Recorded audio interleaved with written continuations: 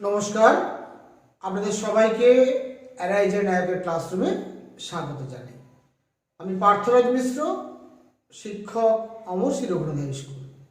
আমার স্নেহের ছাত্রছাত্রীরা, আজকের ক্লাসটা আমি কিন্তু দশম শ্রেণীর ছাত্রদের জন্য উপস্থাপন করছি না। আজকের ক্লাসটা মূলত নবম শ্রেণীর ছাত্রদের জন্য।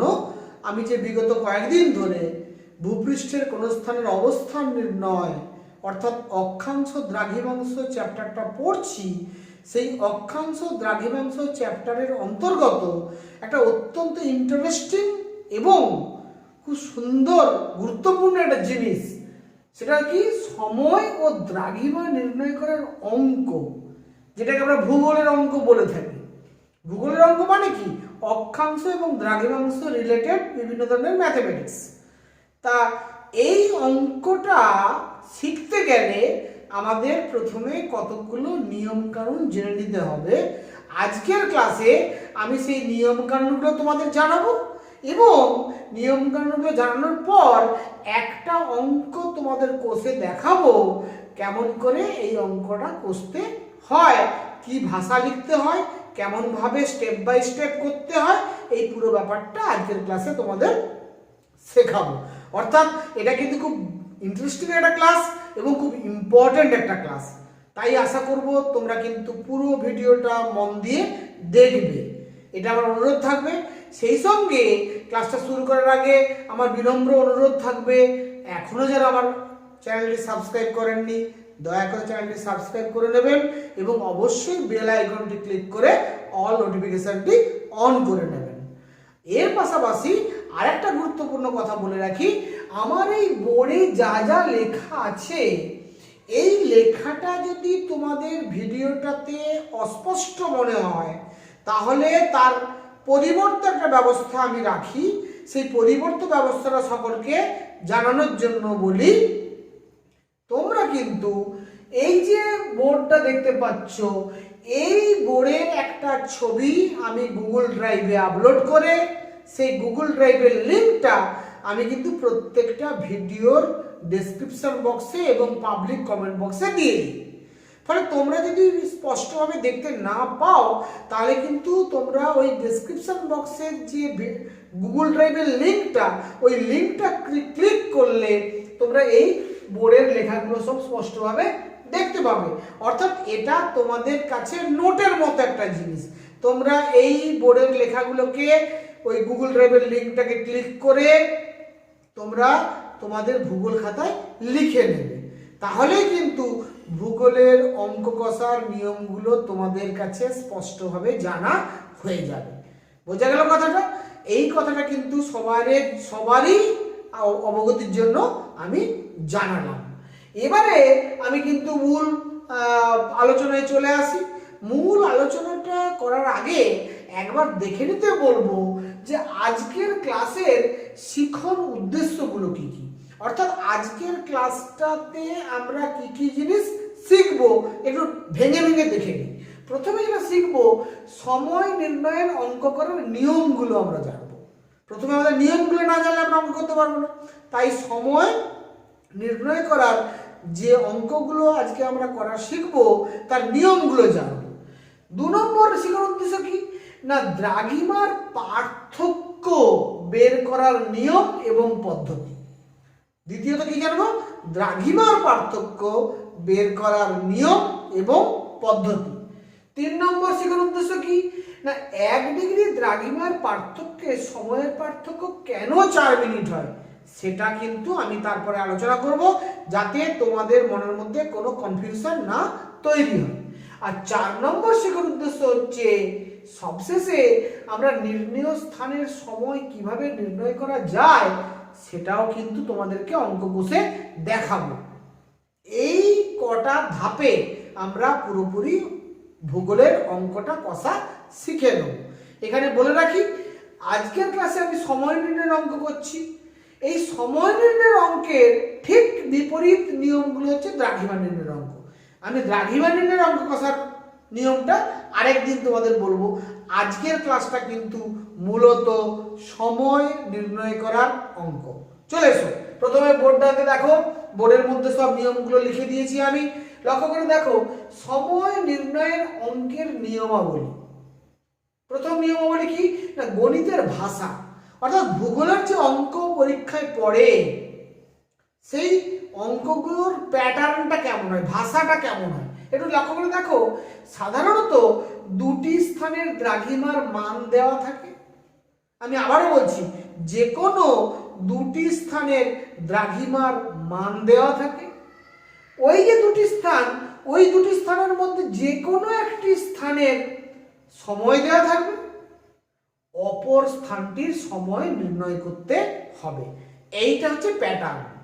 তাহলে সময় নির্ণয়ের অঙ্কে কি থাকবে, দুটি স্থানের দ্রাঘিমা দেওয়া থাকবে, একটি স্থানের সময় দেওয়া থাকবে, অপর স্থানটির সময় আমাকে নির্ণয় করতে হবে। এইটা হচ্ছে গণিতের প্যাটার্ন। এবারে একেবারে শেষে চলে এসো উদাহরণে কেমন অঙ্কটা থাকে। আমি এখানে তোমাদের কোনো স্থানের নাম দিইনি, আমি বলেছি এ ও এবং বি দুটি স্থানের দ্রাঘিমা যথাক্রমে 50 ডিগ্রি পূর্ব এবং 75 ডিগ্রি পশ্চিম। দেখো আমি যে বলেছিলাম দুটি স্থানের দ্রাঘিমার মান দেওয়া থাকবে, তাহলে এ এবং বি দুটি স্থান, তাদের দ্রাঘিমা বলছে 50 ডিগ্রি পূর্ব আর 75 ডিগ্রি পশ্চিম, মানে এ এর মান 50 ডিগ্রি পূর্ব আর বি এর মান 75 ডিগ্রি পশ্চিম। তাহলে দুটি স্থানের দ্রাঘিমার মান পেয়ে গেলাম, মানে অঙ্কে দেওয়া আছে। বি স্থানের সময় যদি সকাল 10টা হয়, বি স্থানের সময় যদি সকাল 10টা হয়, তখন এ স্থানের সময় কত হবে? অর্থাৎ একটি স্থানের সময় আমার দেওয়া আছে, অপর স্থানটির সময় আমাকে নির্ণয় করতে হবে। তাহলে অঙ্কটা কিন্তু তোমরা নিশ্চয়ই ভাষাটা কেমন হবে বুঝতে পেরে গেছো। কখনো কখনো এই দুটি স্থানের দ্রাঘিমা মধ্যে কোনো একটি স্থানের দ্রাঘিমা কিন্তু উল্লেখ নাও থাকতে পারে, যদি সেটা কোনো ইম্পর্টেন্ট দ্রাঘিমা হয়। ধরো তোমাকে মূল মধ্যরেখা দিয়ে যদি প্রশ্ন পড়ে, তাহলে মূল মধ্যরেখার দ্রাঘিমার মান 0 ডিগ্রি আমরা সবাই জানি, সেখানে 0 ডিগ্রিটা নাও বলা থাকতে পারে, আমাকে 0 ডিগ্রি ধরেই অঙ্কটা করতে হবে। যদি আমার 100 আন্তর্জাতিক দ্রাঘিমারেখার কথাটা বলা থাকে, তাহলে 180 ডিগ্রি দ্রাঘিমা রেখা ধরেই কিন্তু আমাকে অঙ্কটা করতে হবে।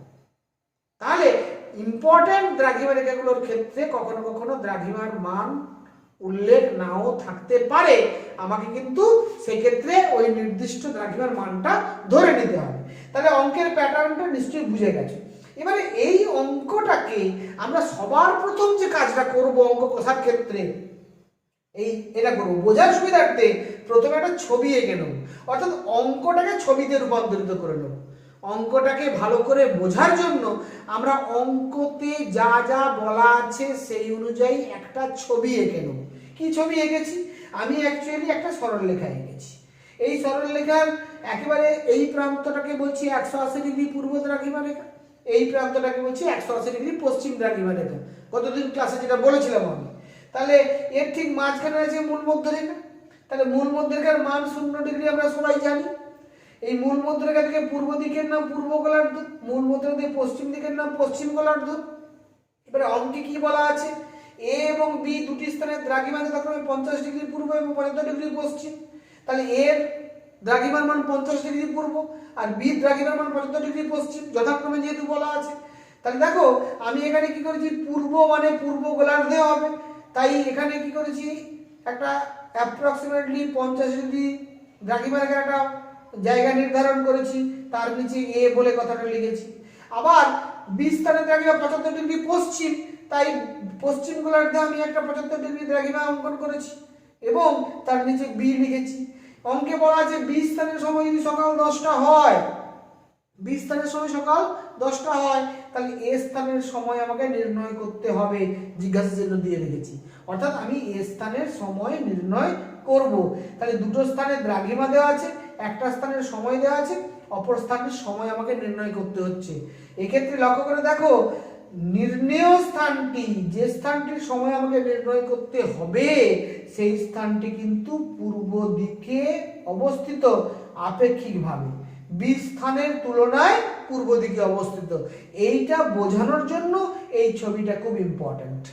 ফলে নির্ণেয় স্থানটি আপেক্ষিকভাবে প্রদত্ত স্থানের কোন দিকে আছে এটা যদি আমরা বুঝতে না পারি তাহলে কিন্তু যোগ হবে না বিয়োগ হবে, সময় নির্ণয়ের ক্ষেত্রে আমাদের বুঝতে অসুবিধা হবে। সেই জন্য এই ছবিটা এঁকে নিলে তোমাদের কাছে ব্যাপারটা খুব স্পষ্ট হয়ে যাবে, তাই ছবিটা আমি এঁকে দিলাম। এবারে চলে এসো নিয়মাবলীর প্রথম ধাপে। নিয়মাবলীর প্রথম ধাপ। প্রথম ধাপ কি? প্রথম ধাপে দুটি প্রদত্ত স্থানের দ্রাঘিমার পার্থক্য প্রথমে বের করে নিতে হবে। দুটি স্থানের দ্রাঘিমার মান দেওয়া আছে, দুটি স্থানের দ্রাঘিমার মান দেওয়া আছে। আমার প্রথম অঙ্কে কি করতে হবে না, ওই যে দুটি প্রদত্ত স্থানের দ্রাঘিমার পার্থক্যটা বের করে নিতে হবে। তাহলে প্রথম কাজ হচ্ছে দ্রাঘিমার পার্থক্য বের করা। দ্রাঘিমার পার্থক্য বের করার সময় কিন্তু একটা কথা অত্যন্ত গুরুত্বপূর্ণভাবে খেয়াল রাখতে হবে। দ্রাঘিমার পার্থক্য বের করতে গেলে কিন্তু মনে রাখতে হবে যে একই গোলার্ধে যদি হয় তাহলে বিয়োগ করব, আর বিপরীত গোলার্ধে যদি হয় তাহলে যোগ করব। তাহলে নিয়মটা কি বললাম, যদি অঙ্কে দুটোই পূর্ব গোলার্ধের স্থান দেয়া থাকে, এ এবং বি দুটো স্থানই পূর্ব গোলার্ধে হয়, তাহলে কিন্তু দ্রাঘিমার পার্থক্য বের করার সময় বড় মান থেকে ছোট মানটাকে বিয়োগ করতে হবে।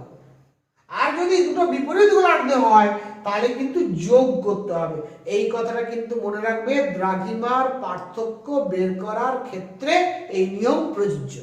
তাহলে একই গোলার্ধে দুটো স্থান অবস্থিত হলে বিয়োগ করে বের করব, আর বিপরীত গোলার্ধে দুটো স্থান অবস্থিত হলে যোগ করে দ্রাঘিমার পার্থক্য নির্ণয় করব। নিশ্চয়ই বুঝে গেছো প্রথম ধাপটা। দ্বিতীয় ধাপে কি করতে হবে না, আমরা জানি 1 ডিগ্রি দ্রাঘিমার পার্থক্যে সময়ের পার্থক্য হয় 4 মিনিট। এটা কিন্তু আমরা বলে থাকি। তাহলে লক্ষ্য করো এটা কিভাবে হয়, কিভাবে এই 4 মিনিট ব্যাপারটা আসে। 5 মিনিট বলছি না, 6 মিনিট বলছি না, 2 মিনিটও বলছি না, বলছি 1 ডিগ্রি দ্রাঘিমার পার্থক্য সময়ের পার্থক্য 4 মিনিট হয়। কেন 4 মিনিট হয়, কিভাবে 4 মিনিট হয় এটা দেখে নাও। পৃথিবী একবার পূর্ণ আবর্তন করলে, পৃথিবী যখন আমরা পশ্চিম থেকে পূর্ব দিকে আবর্তন করে, পৃথিবী একবার পূর্ণ আবর্তন করলে অ্যাকচুয়ালি পৃথিবী কিন্তু বৃত্তাকার পথে আবর্তন করছে, তাই না? তাহলে একবার পূর্ণ আবর্তন করলে পৃথিবী তার কেন্দ্রে অ্যাকচুয়ালি কত ডিগ্রি পথ অতিক্রম করলো? 360 ডিগ্রি পথ অতিক্রম করলো। কারণ বৃত্তের কেন্দ্রে 360 ডিগ্রি কোণ উৎপন্ন হয়, আমরা সবাই জানি। তাহলে পৃথিবী একবার পূর্ণ আবর্তন করলে কত ডিগ্রি পথ অতিক্রম করে? 360 ডিগ্রি পথ অতিক্রম করে। এই 360 ডিগ্রি পথ অতিক্রম করতে পৃথিবীর কত সময় লাগে?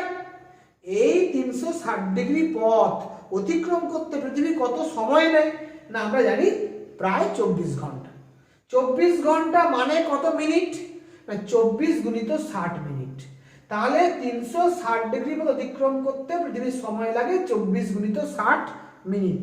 তাহলে 1 ডিগ্রি পথ অতিক্রম করতে কত সময় লাগবে না, 24 গুণিত 60 বাই 360, কাটাকাটি করেছি আমি, 60 6 360, 6 4 24, অর্থাৎ 4 মিনিট। এইভাবে 4 মিনিটটা পাওয়া গেল। তাহলে বুঝতে পেরেছো এটা কিন্তু মন গড়া কোনো বিষয় নয়। পৃথিবী নিজের মেরুদণ্ডের উপরে অনবরত পশ্চিম থেকে পূর্ব দিকে আবর্তন করে চলেছে। একবার পূর্ণ আবর্তন করলে পৃথিবী 360 ডিগ্রি পথ অতিক্রম করে। 360 ডিগ্রি পথ অতিক্রম করতে পৃথিবীর সময় লাগে 24 ঘন্টা বা 24 গুণিত 60 মিনিট। তাই 1 ডিগ্রি পথ অতিক্রম করতে পৃথিবীর 4 মিনিট সময় লাগে। এটা বুঝে নিয়েছো নিশ্চয়ই। এটা হচ্ছে দ্বিতীয় ধাপ। দ্বিতীয় ধাপে আমি কি করব, এই যে দ্রাঘিমার পার্থক্য যেটা বেরোলো প্রথম ধাপে, এই দ্রাঘিমার 1 ডিগ্রি দ্রাঘিমার পার্থক্য যদি 4 মিনিট হয়, তাহলে যদি দ্রাঘিমার পার্থক্য যা বেরোবে তত ডিগ্রি দ্রাঘিমার পার্থক্য সময়ের পার্থক্য কত হবে, অর্থাৎ সময়ের পার্থক্য বের করব দ্বিতীয় ধাপে। দ্বিতীয় ধাপে কি বের করব, সময়ের পার্থক্য বের করব। তাহলে দ্বিতীয় ধাপটা অ্যাকচুয়ালি সময়ের পার্থক্য নির্ণয় করা হবে। কি করা হবে, সময়ের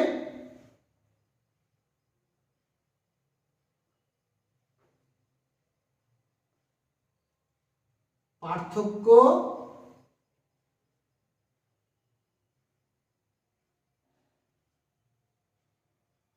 নির্ণয়। দ্বিতীয় ধাপে আমরা যেটা করব, সময়ের পার্থক্য নির্ণয় করব। বোঝা গেছে কথাটা? দ্বিতীয় ধাপে আমরা কি করব, সময়ের পার্থক্য নির্ণয় করব। এবারে তৃতীয় ধাপে কি করব না, নির্ণীয় স্থানের সময় নির্ণয় করার সময় খেয়াল রাখবো নির্ণীয় স্থানটির আপেক্ষিক অবস্থান, যেটা আমি বুঝিয়েছি। আমার বি স্থানের সময় দেওয়া আছে, এ স্থানের সময় বের করতে হবে। তাহলে এ এবং বি এই দুটো স্থানের মধ্যে কম্পারেটিভলি কে কার পূর্ব দিকে আছে? না, বি স্থানের অনেক বেশি পূর্ব দিকে আছে এ স্থান। এ স্থান পূর্ব গোলার্ধে আছে, আপেক্ষিকভাবেও পূর্ব দিকে অবস্থান করছে। তাহলে এই আপেক্ষিক অবস্থানটা বোঝার জন্য এই ছবিটা আমি এঁকেছিলাম। এই আপেক্ষিক অবস্থানটা যখনই দেখতে পাবো, যদি আমার দেখা যায় পশ্চিম দিকের স্থানটির সময় দেওয়া আছে, পূর্ব দিকের স্থানটির সময় নির্ণয় করতে হবে, তাহলে কিন্তু অবশ্যই যোগ করতে হবে। সময়টা যেহেতু বেশি হবে, পূর্ব দিকের স্থানটির সময় বেশি হয়, তাহলে যোগ করতে হবে। আর যদি পূর্ব দিকের স্থানের সময় দেওয়া থেকে পশ্চিম দিকের স্থানের সময় বের করতে হয়, তাহলে কিন্তু সবসময় বিয়োগ করতে হয়। এই যোগ করব না বিয়োগ করব তৃতীয় ধাপে, তৃতীয় ধাপে সময় নির্ণয় করার জন্য যোগ করব না বিয়োগ করব, এটা বোঝার জন্য এই ছবিটা কিন্তু খুব জরুরি। তাই এই ছবিটা কিন্তু তোমরা অবশ্যই প্রথমে এঁকে নেবে। এবারে কিন্তু আমি, তোমরা নিশ্চয়ইভাবে বুঝে নিয়েছো, পুরো ব্যাপারটা বুঝিয়ে দিয়েছি, নিয়মাবলী বলে দিয়েছি। এবারে এই অঙ্কটা আমরা স্টেপ বাই স্টেপ করে ফেলবো। অঙ্কটা যদি স্টেপ বাই স্টেপ আমরা করে ফেলতে পারি, তাহলে কিন্তু ব্যাপারটা আমাদের কাছে সহজবোধ্য হয়ে যাবে। তাহলে বোর্ডটা মুছে ফেলি, বোর্ডটা মুছে ফেললে কিন্তু আমার অঙ্কটা করতে সুবিধে হবে। আমি কিন্তু বোর্ডটা মুছে দিলাম, তোমরা কিন্তু অবশ্যই ইমেজ লিঙ্ক থেকে অবশ্যই খাতায় নোট ডাউন করে নেবে, ঠিক আছে? তাহলে আমি কিন্তু এবারে বোর্ডটা মুছে দিই। বোর্ডটা মুছতে মুছতে তোমাদেরকে বলি যে তাহলে প্রথম ধাপে আমরা কি করব? প্রথম ধাপে আমরা কি করব না, ওই এ এবং বি এই দুটি স্থানের দ্রাঘিমার পার্থক্য কত হবে সেটা ফার্স্ট বের করে নেব। প্রথম ধাপে কি করব, এ এবং বি দুটো স্থানের দ্রাঘিমার মান আমার দেওয়া আছে। দ্রাঘিমার মান যেহেতু দেওয়া আছে, আমি দ্রাঘিমার পার্থক্য সহজেই বের করে নিতে পারবো, ঠিক কি না? তার আগে আরেকবার আমি তোমাদের ছবিটা তোমাদের জন্য রাখি। ছবিটা ধরো এইখানে, ব্যাপারটা আমি সহজ করে আঁকছি, একটু সরি, দেখতে বাজে লাগবে, আমি ভালো করে তোমাদের জন্য এঁকে দিই। এইটা ধরে নাও, এটা ধরে নাও আমার মূল মধ্যরেখা 0 ডিগ্রি, এটা ধরে নাও 50 ডিগ্রি ইস্ট, যার নাম হচ্ছে এ স্থান। এটা ধরে নাও 75 ডিগ্রি ওয়েস্ট, যার নাম হচ্ছে বি স্থান। বি স্থানে বাজে সকাল 10টা, বি স্থানে বাজে সকাল 10টা। তাহলে এ স্থানে কটা বাজবে, এইটা কিন্তু আমাদেরকে প্রথমে ছবিটা এঁকে নিতে হবে। এটা হচ্ছে 180 ডিগ্রি পূর্ব, এটা 180 ডিগ্রি পশ্চিম। বাস্তবে দুটো কিন্তু একটাই রেখা, যেহেতু পৃথিবীটা গোল, আমরা আগে পড়েছি। তাহলে এইটা হচ্ছে আমার অ্যাকচুয়ালি ছবিটা। এবারে প্রথম ধাপ, প্রথম ধাপে কি বলবো? প্রথম ধাপে আমি কি লিখবো না, এ এবং বি, এ এবং বি দুটি স্থানের দ্রাঘিমার পার্থক্য সমান। কত লিখবো? এ হচ্ছে 50 ডিগ্রি পূর্ব, আর যোগ চিহ্ন কেন দিলাম? যেহেতু বিপরীত গোলার্ধ, তাহলে যোগ হবে, যে নিয়মটা বলেছিলাম। তাহলে 75 ডিগ্রি পশ্চিম সমান হবে 50 এবং 75 মানে হচ্ছে 125 ডিগ্রি। এখানে কিন্তু পূর্ব পশ্চিম কিছুই লেখা হবে না, কারণ এটা দ্রাঘিমার পার্থক্য বেরোলো।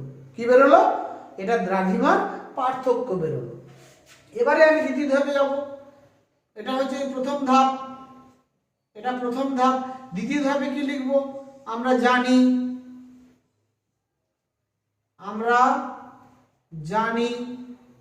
কি জানি? আমরা জানি 1 ডিগ্রি দ্রাঘিমার পার্থক্যে সময়ের পার্থক্য হয়, সময়ের পার্থক্য হয় 4 মিনিট। এখানে কিন্তু মিনিট কথাটা মিনিট বলে লিখবে, মিনিট চিহ্ন দেবে না। মিনিট চিহ্ন কিন্তু অ্যাকচুয়ালি কৌণিক দূরত্বের একক, আর এই মিনিট লিখলে এটা সময়ের একক বোঝাবে। যেহেতু সময়ের পার্থক্য হয় তাই 4 মিনিট কথাটা অবশ্যই বলবে। তাহলে আমার দ্রাঘিমার পার্থক্য কত বেরিয়েছিল? দ্রাঘিমার পার্থক্য বেরিয়েছিল 125 ডিগ্রি। তাহলে 1 ডিগ্রিতে যদি 4 মিনিট হয় 125 ডিগ্রি দ্রাঘিমার পার্থক্যে সময়ের পার্থক্য হয় বা হবে 4 গুণিত 125 কি হবে মিনিট, সমান কত হবে? 125 কে 4 দিয়ে গুণ করলে কত হবে? 500 মিনিট। 500 মিনিট সমান কত ঘন্টা কত মিনিট হবে? 125 ডিগ্রি যদি হয় কত হবে? 104 425 চলে 500 মিনিট। এই 500 মিনিটকে যদি আমাকে ঘন্টা মিনিটে রূপান্তরিত করতে হয় কি করতে হবে? 60 দিয়ে ভাগ করব। 60 দিয়ে ভাগ করলে কি দাঁড়াবে? 60 দিয়ে ভাগ করলে কত হবে? 6 48 8 ঘন্টা 6 48 480 8 ঘন্টা 20 মিনিট। কি বুঝতে পেরেছো না পারোনি? আমি যদি ভেঙে ফুটে বলি তোমরা নিশ্চয়ই এই ভাগটা করে নিতে পারবে। 500 কে 60 দিয়ে ভাগ করলে হবে 8 ঘন্টা 20 মিনিট। বোঝার অসুবিধা হওয়ার কথা নয়। তাহলে তৃতীয় ধাপ কি হবে? তৃতীয় ধাপ হবে এবারে একটা ভাষা লিখতে হবে। কি ভাষা লিখবো? যেহেতু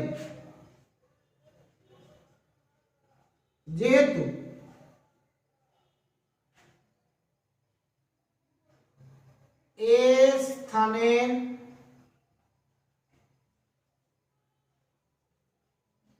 সময় নির্ণয়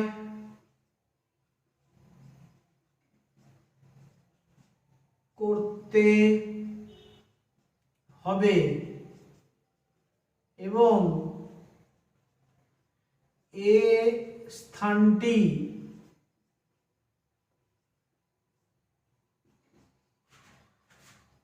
বি স্থানের তুলনায়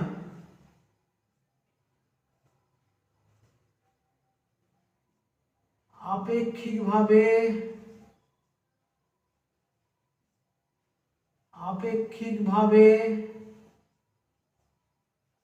এবং গোলার্ধ অনুযায়ী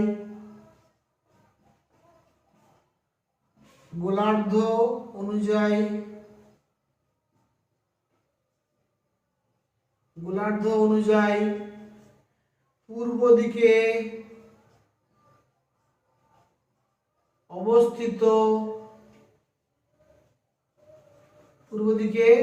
অবস্থিত তাই এ স্থানের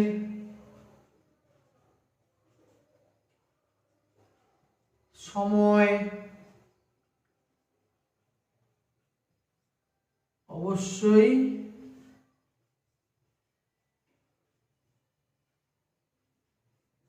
বেশি হবে। এ স্থানের সময় অবশ্যই বেশি হবে। তাহলে এ স্থানের সময় যদি বেশি হয় যোগ করতে হবে। অতএব একেবারে শেষে চলে এসেছে। অতএব এ স্থানের